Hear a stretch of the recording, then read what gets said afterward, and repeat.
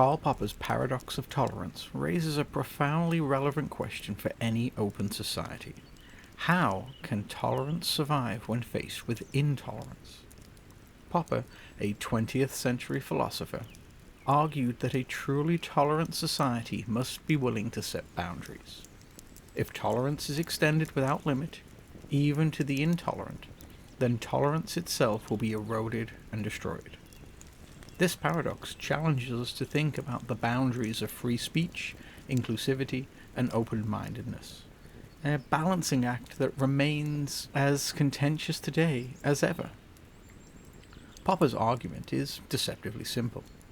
In his work, The Open Society and Its Enemies, he suggests that while tolerance is essential to a free and open society, unlimited tolerance allows for the rise of intolerant ideas that could undermine freedom itself.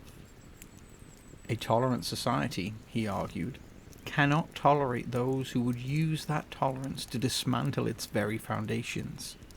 At some point, the society must decide where to draw the line. It sounds straightforward enough, but the problem runs deeper than it appears. Free speech is a cornerstone of any open society. The ability to discuss and debate ideas, even controversial or offensive ones, is critical to democracy and intellectual freedom. Many of us are raised to believe that ideas should be discussed in the open forum of public debate, not suppressed outright. The assumption is that, in theory, the best ideas will naturally rise to the top, whilst hateful or harmful ones will be exposed and rejected. But Popper's paradox suggests that this faith in open debate is often misplaced. Certain ideologies do not engage in good faith discourse. Rather, they exploit openness and tolerance to spread, grow, and undermine the very system that allowed them to speak in the first place. Think about the rise of authoritarian movements in the 20th century. Many began as fringe ideas, dismissed as marginal or ridiculous, but over time they spread, infiltrating the mainstream until they had enough influence to gain real power. History shows us that tolerating the intolerant can be a dangerous gamble. And this paradox is especially relevant in the context of modern inclusivity and open-mindedness. Today, society strives to be inclusive, celebrating diversity of thought, background, and belief. We're told to embrace difference, to be open-minded, to listen and learn from others, even when their views diverge drastically from our own. But does inclusivity demand that we accept everything? Should we welcome ideas that fundamentally oppose the values of inclusivity and tolerance itself? This is where things get messy. Popper's paradox forces us to confront the reality that some ideas are not just different perspectives, but actual threats to an open society. Total inclusivity isn't practical if it includes groups or ideologies that would impose rigid, exclusionary rules on everyone else. Open-mindedness, as valuable as it is, and it is, has limits, especially when it encounters views that have no intention of respecting diversity or freedom in return. The line between tolerance and self-preservation is not always easy to draw, however. Suppose society decides that intolerance is unacceptable. Then who decides what constitutes intolerance? And where do we draw the line? An obvious example might be hate speech, rhetoric designed to dehumanize or incite violence against specific groups. Most people, I think, would agree that such speech is dangerous and incompatible with tolerance. But what about ideas that don't directly incite harm, but are nonetheless exclusionary or divisive?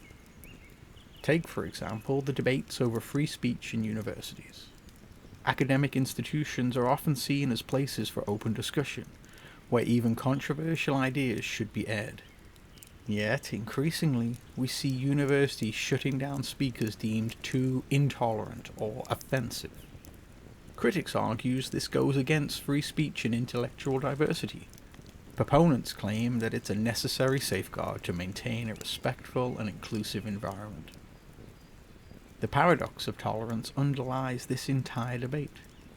Should we tolerate ideas that could potentially erode inclusive, open-minded culture that universities aim to cultivate? The internet age further complicates things. Online platforms have become both arenas for free expression and battlegrounds for controlling harmful content.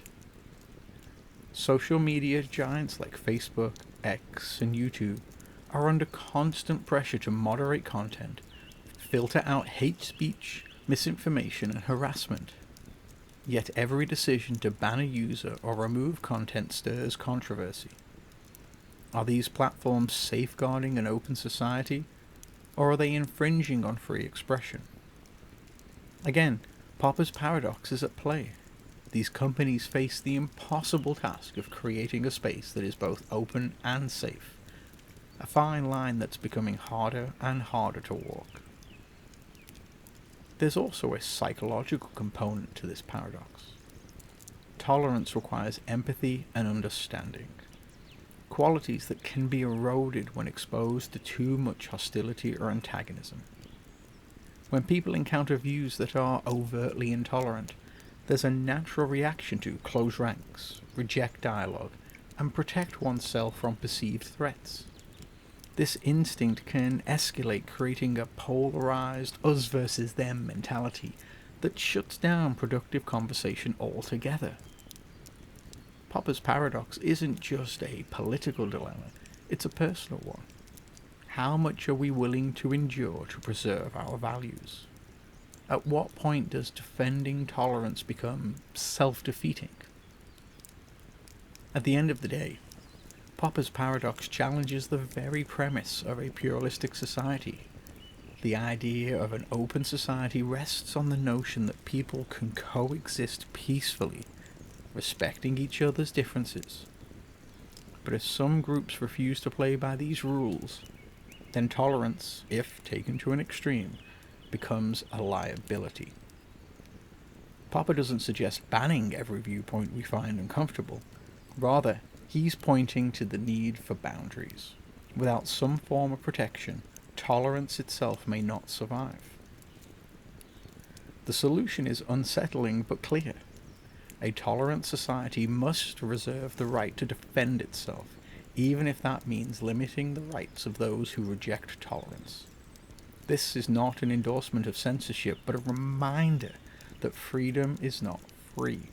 It requires constant vigilance and a willingness to make hard choices about where to draw the line.